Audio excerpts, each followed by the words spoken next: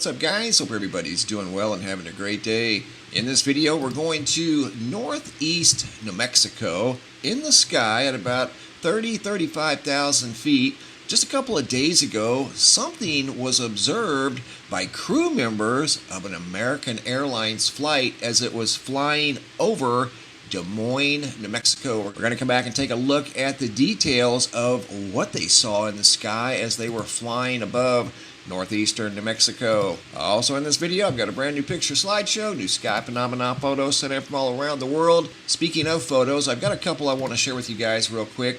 From the winter storm, the Arctic blast that came all the way down to Galveston, Texas, brought snow to the Gulf of Mexico. This is up in Grand Haven, Michigan, along the shore of Lake Michigan. This is not uncommon in the wintertime to see an entire structure completely encapsulated in ice. This one here is about halfway covered. This was from February the 16th. Here's another photo I wanted to share with you guys, sent in by Steve K. out of Iowa. This is how cold it was in northern Iowa, also on February the 16th. This is Steve's outdoor thermometer. This is the ambient air temperature. This does not include the wind chill. The temperature on his thermometer is showing -24, almost -25.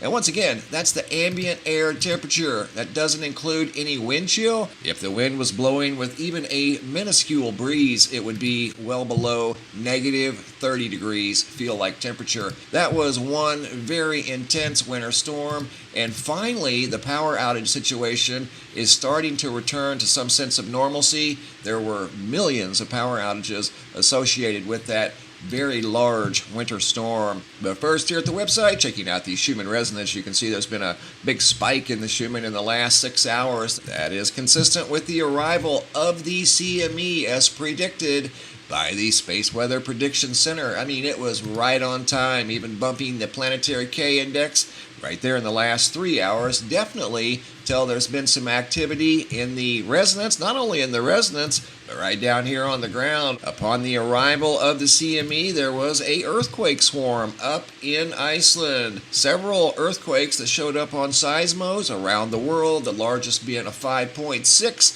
magnitude earthquake that was 6.2 miles deep. That was picked up on most of the seismos here at the mighty Yellowstone supervolcano caldera. See the red hash mark on a lot of these seismographs at the supervolcano? That's the 5.6 earthquake that occurred in Iceland a few hours ago, and it was followed by a 4.6, a 4.5, another 4.6, those two being very shallow. Again, that was consistent with the arrival of the CME that impacted planet Earth just a few hours ago. All in all, the seismos over at the supervolcano are fairly active right now. The last 24 hours has not only seen the earthquakes from Iceland, you can see some localized activity, especially across the northern tier of the supervolcano caldera. Looking at the global seismographs, that spike you see on these seismographs is the 5.6 earthquake that occurred in Iceland. And if you go like over here to Finland, which is fairly close as the crow flies, you can see right after the earthquake there was a fairly large spike. Didn't overwhelm the graph like we see with larger earthquakes, but nevertheless the energy, that's the primary wave, did arrive in Finland in less than 10 minutes. You can see it over in the Ukraine. It showed up on 90% of the seismographs around the world. Here's one out of Greenland. And you can see a fairly strong spike over here at the Greenland seismograph that was followed by multiple aftershocks. In fact, that one right there, that's an aftershock, probably a 4.7. There's a 4.6. Those arrived rather quickly following the earthquake swarm. Also in this video, I got a brand new picture slideshow, new sky phenomena photos sent in from all around the world. This little video clip here was sent in by Krishna P. out of the United Kingdom, and they were very drawn to this huge, overwhelming feature in the sky. Almost looked like a big comet, a dark comet at that, even though this is not a comet, but it has the features of a comet diving into a very fiery orange sunset. So they were compelled to take a video and were kind enough to share it with me, and I'm sharing it with you guys. That is an incredible view of the sunset. This may be sunrise, I'm not exactly sure. Here it is in a inverted format, and you can see this very large feature in the sky that really caught their attention and compelled them to take a video, and they took some photos. of the very unique sunrise or sunset. Here it is in an inverted format. You can clearly see a large feature in the sky that's totally dominating the skyline. Here's some photos that they shared with me of that same moment. I think this was a sunset visible from the United Kingdom. Mark R. out of Modesto, California. Beautiful sunset there. This is from inside his house looking out the windows. Look at that. That is incredible. Great photos sent in by Mark out of Modesto, California. These are unedited too. That is exactly how I received those photos. VC out of Westland, Michigan. Notice a very tall sundog off to the right of the sun. Dreddy Bill. Notice some bright pink skies either at sunrise or sunset. Faye and Lee out of Tennessee, spectacular view of the sun. Sunbeams just pouring through the clouds, and then we've got a bright yellow and gold sunset visible from Tennessee. This video clip was sent in by Ellen L. out of Belgium. This is exactly the way I received it. Beautiful violet lavender colored sky. Mackenzie out of St. Mary's, Georgia.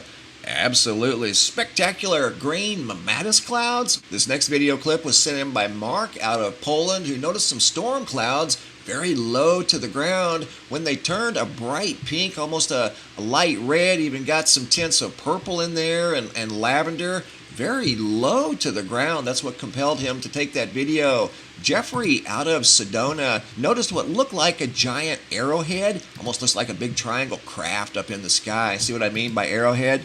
Long, narrow triangle with some sort of a feature on the back, casting a big shadow on the clouds below it. Almost looked like it was above the clouds. Noticed by Jeffrey out of Sedona, Arizona. Keep the photos coming, guys. You are wide awake and on the ball. I'd like to thank Desiree for sharing this next article with me about a cylinder object noticed by the crew of an American Airlines flight Sunday afternoon about 1 p.m. Central Standard Time as they were flying above, as we mentioned earlier, Des Moines, New Mexico, which is in northeastern New Mexico. Article here from yahoo.com goes on to say, flight crew flying across New Mexico reported seeing a long cylinder object whizzing above them mid-flight. The object was spotted by crew on board American Airlines Flight 2292, which was en route from Cincinnati, Ohio to Phoenix, Arizona. The object was flying fast over the top of the Airbus A320 craft, which was cruising at 36,000 feet just west of the village of Des Moines, New Mexico, right in here,